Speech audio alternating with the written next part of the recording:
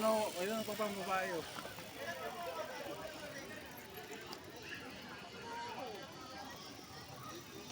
Yan, zipline yan dito sa Picnic Grove, guys. Oh, may Ferris wheel din doon. Ayan. So, ayan guys, ayun pa. Ayan. Dito lang yan, matatagpuan sa Picnic Grove.